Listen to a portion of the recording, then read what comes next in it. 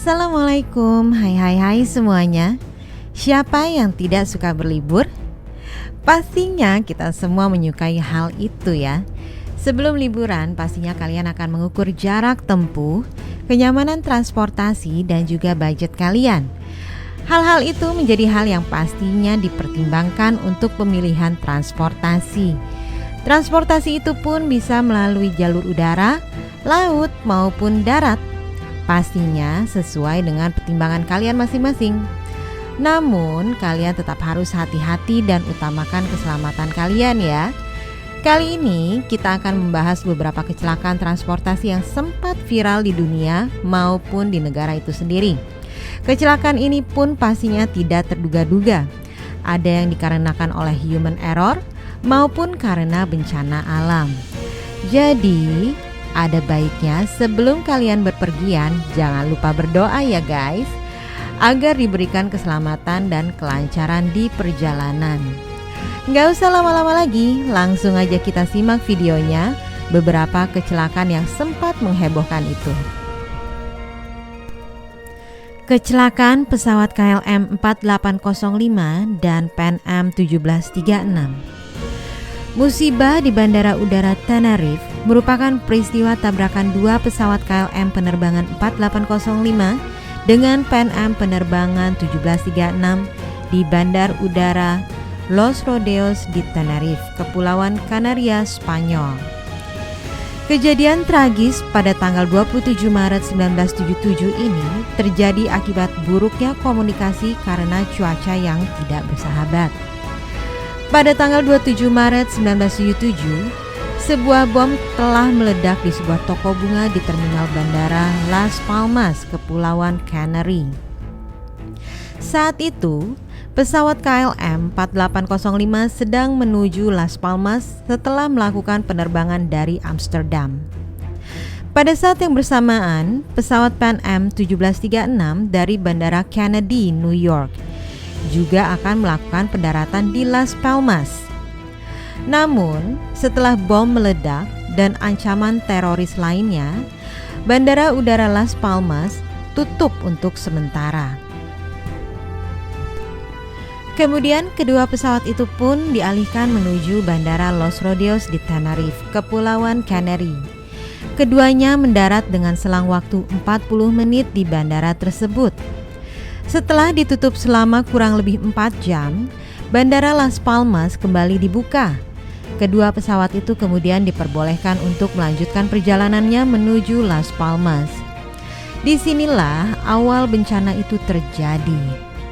Secara keliru, kedua pesawat itu telah diperkenankan masuk ke lintasan untuk lepas landas pada waktu yang bersamaan. Kapten Van Zanten membawa pesawat KLM dan mengarahkannya pada titik akhir. Adanya kesalahan komunikasi dari pilot KLM dengan pihak menara ATC. Dia bertahan pada lokasi yang diizinkan lepas landas.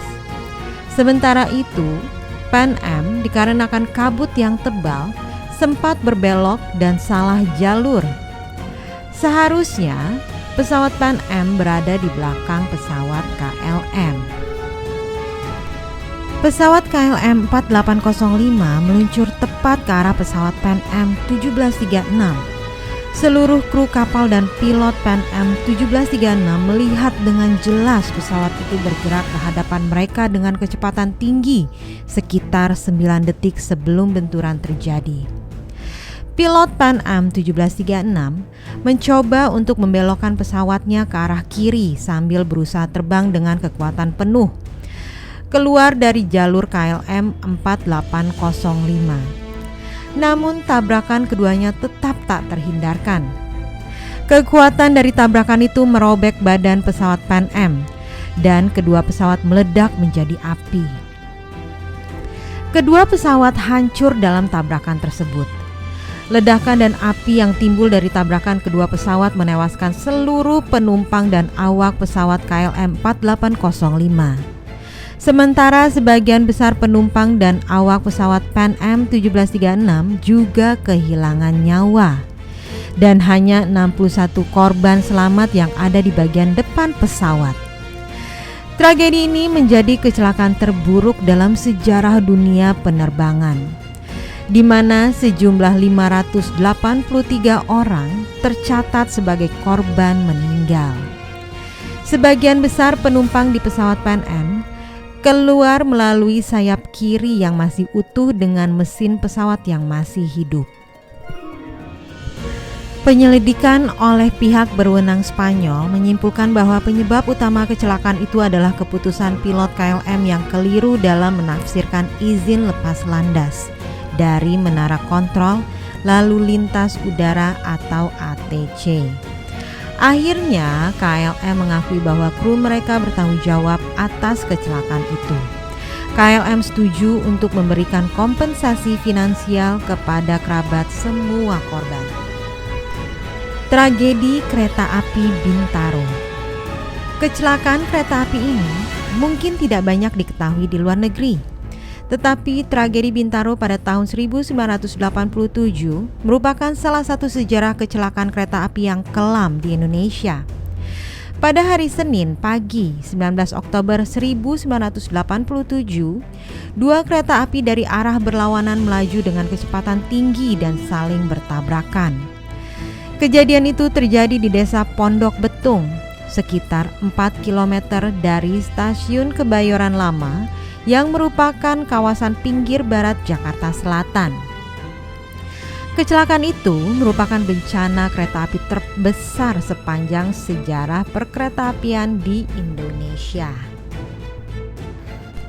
Tragedi Bintaro berawal dari kesalahpahaman Kepala Stasiun Serpong yang memberangkatkan KA 225 dengan tujuan Jakarta Kota. KA 225 jurusan Rangkas Bitung, Tanah Abang pukul 5:05 berangkat dari Rangkas Bitung. Lalu pukul 6:50 kereta tiba di stasiun Sudimara. Selama 5 menit, kereta berhenti di stasiun Sudimara untuk menurunkan dan menaikkan penumpang. Kemudian petugas pemimpin perjalanan kereta api atau PPKA meniupkan peluit atau semboyan 46. Artinya KA 225 dengan masinis Slamet Suradio harus melakukan langsir. Waktu itu KA 225 berada di lintasan 3 dan jalur itu akan dilewati kereta KA 220 yang datang dari Kebayoran Lama pukul 6:46. Petugas mengarahkan KA 225 dipindahkan ke lintasan 1. Sedangkan di lintasan 2 terdapat kereta api pengangkut semen milik PT Indosemen dari Cibinong. Di luar dugaan, pukul 6:55, masinis KA 225 membawa kereta langsir justru membawa kereta terus bergerak meninggalkan stasiun Sudimara. Petugas PPKA Jamhari berusaha menghentikan kereta. Ia berlari sambil meniupkan peluit memanggil masinis KA 225. Jamhari juga mengibas-ibaskan bendera merah yang artinya menyuruh kereta untuk berhenti. Tetapi kereta terus melaju. 8 km setelah KA 225 meninggalkan stasiun Sudimara atau sekitar 10 menit di kilometer 17, KA 225 menabrak KA 220 yang sudah berangkat dari stasiun Kebayoran Lama. Masinis KA 225 Slamet Suradio mengaku ia baru melihat KA 220 sekitar 30 meter sebelum tabrakan dan ia tidak sempat untuk mengerem.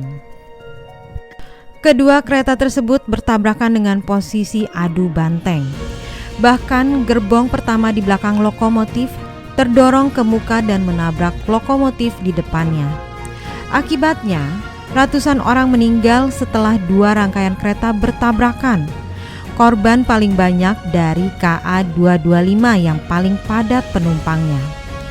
Korban yang tewas 139 orang dengan rincian 72 tewas di tempat dan sisanya meninggal dikarenakan sekarat. Dari 139 korban tewas, 113 diantaranya dapat diidentifikasi. Dan total 254 korban luka-luka, dengan rincian 170 orang dirawat di rumah sakit dan 84 orang luka ringan. Kecelakaan kereta api Queen of the Sea. Meski sudah menelan ratusan nyawa, nyatanya kecelakaan kereta api di Bintaro, Indonesia bukanlah yang terburuk sepanjang sejarah dunia. Ada kecelakaan kereta api lain yang lebih mematikan dari kecelakaan di Bintaro, Indonesia, yaitu kecelakaan kereta api Queen of the Sea di Sri Lanka. Kecelakaan ini disebabkan oleh tsunami yang melanda Samudra Hindia pada 26 Desember 2004. Tsunami tersebut dipicu oleh gempa bumi berkekuatan 9,1 skala Richter yang terjadi di lepas pantai Aceh, Indonesia. Jalur kereta api ini mengikuti pesisir barat daya Sri Lanka dan di beberapa tempat hanya berjarak sekitar 200 meter dari laut. Lintasan kereta api tersebut terkena imbas dari tsunami yang melanda Indonesia pada tahun 2004, hingga pada akhirnya menyebabkan kereta api tersebut mengalami kecelakaan. Pada hari Minggu 26 Desember 2004, saat libur akhir pekan dan libur Natal, kereta api ini berangkat dari stasiun Fort Colombo sekitar pukul 6:50 waktu setempat. Kereta api diketahui membawa lebih dari 1.500 penumpang berbayar dan jumlah penumpang tak berbayar yang tidak diketahui. Sekitar pukul 9.30 waktu setempat, di desa Peralia dekat Telwata, pantai diserang oleh gelombang raksasa pertama yang dihasilkan oleh gempa bumi. Kereta api ini berhenti karena air meluap di sekitarnya, dan sebuah alarm berbunyi untuk memberitahu penduduk tentang kenaikan tingkat air. Tidak lama kemudian, gelombang kedua yang lebih besar datang dan menyapu seluruh rangkaian kereta api. Kereta api dengan 8 gerbong penumpang ini tenggelam dan hancur. Kecelakaan ini menyebabkan setidaknya 1.700 orang tewas, menjadikan sebagai bencana kereta api terbesar dalam sejarah dunia. Kecelakaan pesawat kargo DHL versus Baskir Airlines. Pada tahun 2002, sebanyak 71 orang tewas, diantaranya 52 orang anak-anak dan remaja. Kecelakaan udara ini terjadi karena perusahaan pengawas lalu lintas udara Skyguide gagal memperingati pesawat Rusia yang akhirnya menabrak sebuah pesawat muatan DHL. Di dalam pesawat TU-154M Baskir Airlines ada 12 awak dan 57 penumpang, termasuk 52 anak-anak yang terbang ke Spanyol untuk berlibur. Perjalanan ini diselenggarakan oleh Komite UNESCO untuk Baskiria sebagai hadiah untuk studi yang baik. Seperti sudah menjadi pertanda buruk bagi perjalanan mereka, sehari sebelumnya rombongan ini sempat ketinggalan pesawat. Lalu Baskir Airlines atas permintaan agen perjalanan yang terlibat dalam perjalanan segera mengatur penerbangan tambahan. Sementara itu, manajemen Skyguide selama beberapa tahun bertahan dengan kenyataan bahwa pada malam hari hanya satu pengontrol yang mengendalikan lalu lintas udara ketika rekannya sedang beristirahat dan tidak menyediakan staf yang cukup. Selain itu, pada malam tabrakan, peralatan untuk memberitahu operator bahwa ada bahaya mendekati pesawat dimatikan untuk pemeliharaan. Telepon juga terputus. Karena itu, petugas menara Zurich, Peter Nielsen, terlambat memberi peringatan. Dan ketika dia memberikan rekomendasi manuver, perintah itu berlawanan dengan rekomendasi sistem pencegahan tabrakan atau TCAS dalam kokpit. Pilot pesawat DHL dan pilot Baskir Airlines melihat satu sama lain di detik-detik terakhir. Pesawat bertabrakan di sudut kanan, sementara sirip ekor Boeing menabrak bagian tengah badan pesawat penumpang, menyebabkan hancur di udara. Setelah kehilangan kendali ekornya, pesawat DHL pun kehilangan kendali dan juga jatuh ke tanah.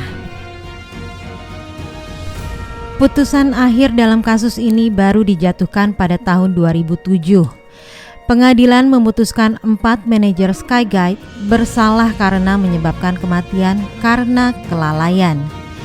3 karyawan lagi dari perusahaan Swiss itu dijatuhi hukuman percobaan.